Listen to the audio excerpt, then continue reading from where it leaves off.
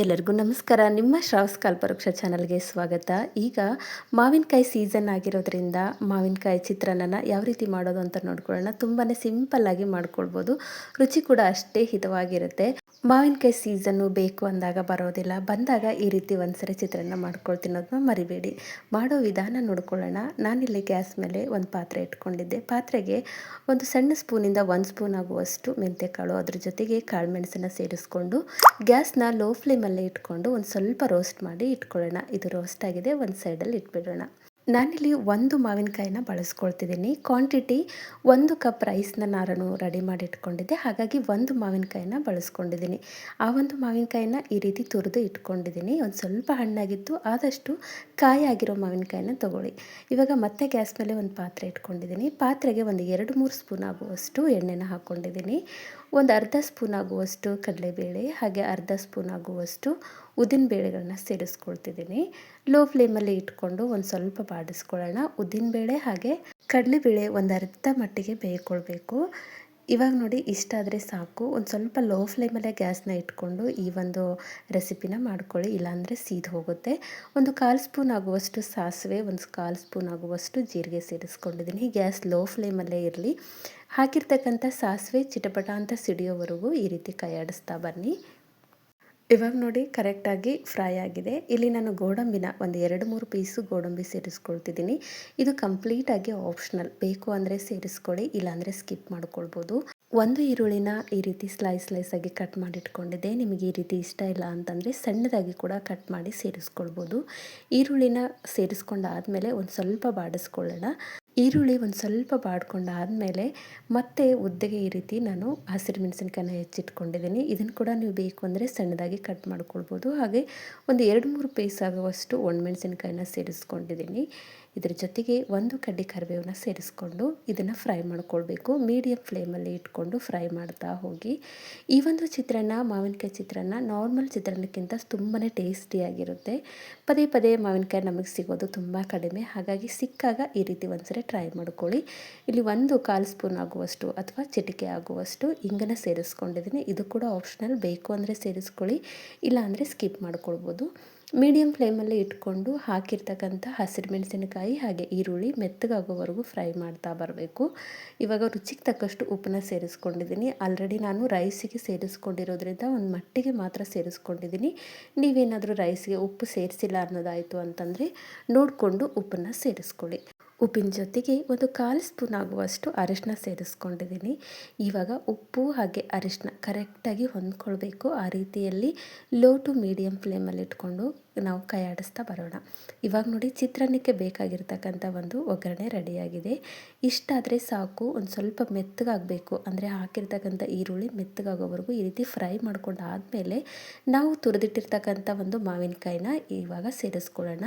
ಆದಷ್ಟು ಕಾಯಿ ಆಗಿರೋ ಮಾವಿನಕಾಯಿ ತೊಗೊಳ್ಳಿ. ಸ್ವಲ್ಪ ಹಣ್ಣಾಗಿತ್ತು ಆದರೂ ಪರವಾಗಿಲ್ಲ.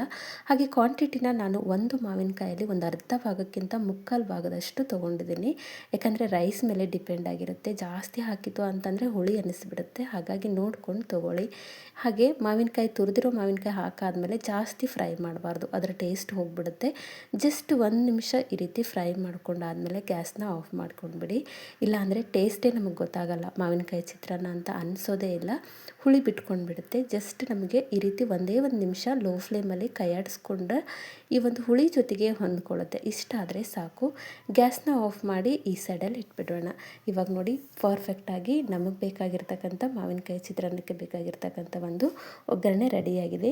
ನಿಮಗೇನಾದರೂ ತೊಗೊಂಡಿರ್ತಕ್ಕಂಥ ಮಾವಿನಕಾಯಿ ಹುಳಿ ಅನಿಸಿತು ಅಂತಂದರೆ ಒಂದು 1/4 ಸ್ಪೂನ್ ಆಗುವಷ್ಟು ಬೆಲ್ಲ ಅಥವಾ ಸಕ್ಕರೆನ ಸೇರಿಸ್ಕೊಳ್ಬೋದು, ಅಂದರೆ ಬ್ಯಾಲೆನ್ಸ್ ಮಾಡ್ಕೊಳ್ಳುತ್ತೆ. ಹಾಗಾಗಿ ಬೆಲ್ಲ ಅಥವಾ ಸಕ್ಕರೆನ ಸೇರಿಸ್ಕೊಂಡಾಗ ನಿಮಗೆ ಹುಳಿ ಅಂಶ ಕಡಿಮೆ ಆಗುತ್ತೆ. ಇವಾಗ ರೆಡಿಯಾಗಿದೆ. ಇದೊಂದು ಸ್ವಲ್ಪ ತಣ್ಣಗಾಗಬೇಕು. ಹಾಗಾಗಿ ಒಂದು ಸೈಡಲ್ಲಿ ಇಡೋಣ. ಈ ಸೈಡಲ್ಲಿ ಆಲ್ರೆಡಿ ನಾನು ರೈಸ್ನ ರೆಡಿ ಮಾಡ್ಕೊಂಡಿದ್ದೆ.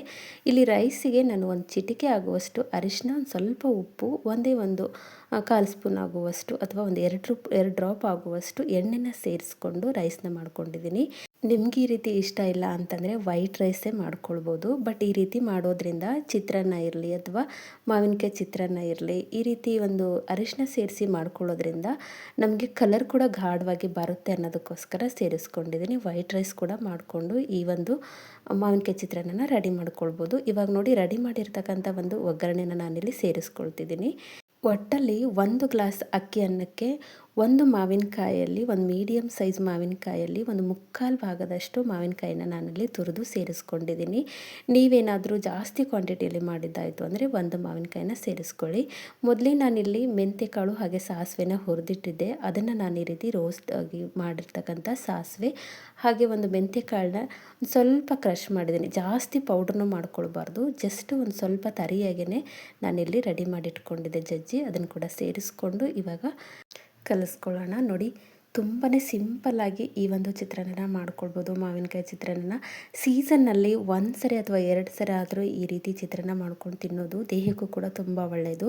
ಇಡೀ ಮಾವಿನಕಾಯಿನ ನಾವು ಹಾಗೆ ತಿನ್ನೋದು ತುಂಬ ಕಡಿಮೆ. ಚಿಕ್ಕ ಮಕ್ಕಳಾದರೆ ತಿಂದುಬಿಡ್ತಾರೆ, ದೊಡ್ಡವರು ಒಂದು ಸ್ವಲ್ಪ ನಾವು ಕಡಿಮೆ ತಿನ್ನೋದು. ಹಾಗಾಗಿ ಈ ಒಂದು ಸೀಸನ್ನಲ್ಲಿ ಈ ರೀತಿ ಒಂದು ಸ್ವಲ್ಪ ಮಾಡಿಕೊಂಡು ನಾವು ತಿನ್ನೋದ್ರಿಂದ ದೇಹಕ್ಕೂ ಕೂಡ ಒಳ್ಳೆಯದು. ಹುಳಿ ಅಂಶ ಮೇಲ್ಗಡೆ ಒಂದು ಸ್ವಲ್ಪ ಕೊತ್ತಂಬರಿ ಸೊಪ್ಪನ್ನ ಸೇರಿಸ್ಕೊಂಡಿದ್ದೀನಿ. ಇವಾಗ ನಮಗೆ ಬೇಕಾಗಿರ್ತಕ್ಕಂಥ ಮಾವಿನಕಾಯಿ ಚಿತ್ರಾನ್ನ ರೆಡಿಯಾಗಿದೆ. ಮಕ್ಕಳಂತೂ ತುಂಬಾ ಇಷ್ಟಪಟ್ಟು ತಿಂತಕ್ಕಂಥ ಒಂದು ರೆಸಿಪಿ. ಹಾಗೆ ಇಲ್ಲಿ ನಿಮಗೆ ಮೆಂತ್ಯಕಾಳು ಹಾಗೆ ಸಾಸಿವೆ ಕಾಳು ಪೌಡ್ರು ಸೇರೋದಿಲ್ಲ, ಇಷ್ಟ ಇಲ್ಲ ಅನ್ನೋದಾಯಿತು ಅಂತಂದರೆ ಸ್ಕಿಪ್ ಮಾಡ್ಕೊಳ್ಬೋದು. ಅಂದರೆ ಬೇಕು ಅಂತಲೇ ಏನಿಲ್ಲ, ಸೇರಿಸ್ಕೊಂಡ್ರೆ ರುಚಿ ಬೇರೆ ರೀತಿಯಲ್ಲಿರುತ್ತೆ. ಅಂದರೆ ಚಿತ್ರಾನ್ನಕ್ಕಿಂತ ಒಂದು ಸ್ವಲ್ಪ ರುಚಿಯಲ್ಲಿ ಡಿಫ್ರೆಂಟಾಗಿ ವ್ಯತ್ಯಾಸ ಕಂಡುಬರುತ್ತೆ. ನಮ್ಗೆ ಅದನ್ನು ಸೇರಿಸೋದು ಇಷ್ಟ ಇಲ್ಲ ಅಂತಂದರೆ ಸ್ಕಿಪ್ ಮಾಡಿಕೊಂಡು ನಾರ್ಮಲಾಗಿ ಒಗ್ಗರಣೆ ಹಾಕ್ಕೊಂಡು ಮಾವಿನಕಾಯಿ ಚಿತ್ರಾನ್ನ ಕೂಡ ಮಾಡ್ಕೊಳ್ಬೋದು. ಬಟ್ ಸೇರಿಸೋದ್ರಿಂದ ತುಂಬಾ ರುಚಿಯಾಗಿ ಹಾಗೆ ದೇಹಕ್ಕೂ ಕೂಡ ತಂಪು ಕೊಡುತ್ತೆ ಮೆಂತ್ಯಕಾಳನ್ನ ಬಳಸಿರೋದ್ರಿಂದ. ನೋಡಿ ಸೂಪರ್ ಆಗಿರ್ತಕ್ಕಂಥ ಈ ಸೀಸನಲ್ಲಿ ಸಿಗ್ತಕ್ಕಂಥ ಒಂದು ಮಾವಿನಕಾಯಿನ ಬಳಸ್ಕೊಂಡು ರುಚಿಯಾಗಿರ್ತಕ್ಕಂಥ ಮಾವಿನಕಾಯಿ ಚಿತ್ರಾನ್ನ ರೆಡಿಯಾಗಿದೆ. ಐ ಹೋಪ್ ಇವತ್ತು ಮಾಡಿರ್ತಕ್ಕಂಥ ಮಾವಿನಕಾಯಿ ಚಿತ್ರಾನ್ನ ರೆಸಿಪಿ ನಿಮಗೆ ಭಾಳ ಇಷ್ಟ ಆಗದ ಅಂದ್ಕೊಳ್ತೀನಿ. ಇಷ್ಟ ಆಗಿದ್ದರೆ ದಯವಿಟ್ಟು ನನ್ನ ಚಾನಲ್ನ ಸಬ್ಸ್ಕ್ರೈಬ್ ಮಾಡ್ಕೊಳ್ಳಿ. ಹಾಗೆ ಈ ಒಂದು ರೆಸಿಪಿನ ನಿಮ್ಮ ಫ್ರೆಂಡ್ಸ್ ಆ್ಯಂಡ್ ಫ್ಯಾಮಿಲಿಗೆ ಶೇರ್ ಮಾಡಿ. ನಾಳೆ ಮತ್ತೊಂದು ಹೊಸ ರೆಸಿಪಿಯೊಂದಿಗೆ ಸಿಗೋಣ. ಧನ್ಯವಾದ.